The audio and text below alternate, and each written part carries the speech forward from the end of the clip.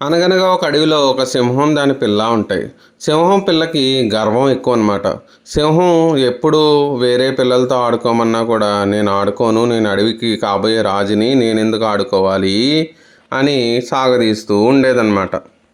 పాపం ఆ సింహానికి ఇంకా ఏం చేయాలో తెలియక మంత్రి అయిన నక్కతోటి విషయం అంతా చెప్తుంది.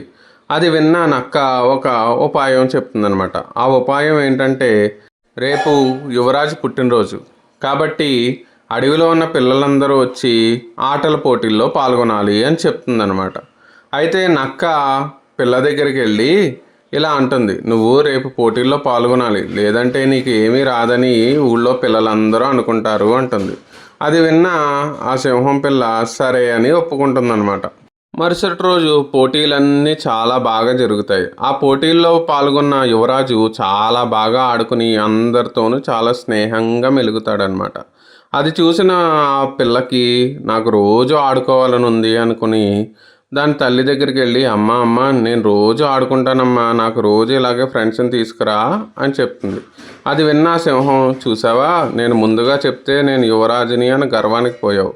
గర్వంగా ఉంటే చుట్టుపక్కల వాళ్ళ ప్రేమని ఆప్యాయతని పొందలేవు అని చెప్తుందన్నమాట. కథ కంచికి మనం ఇంటికి.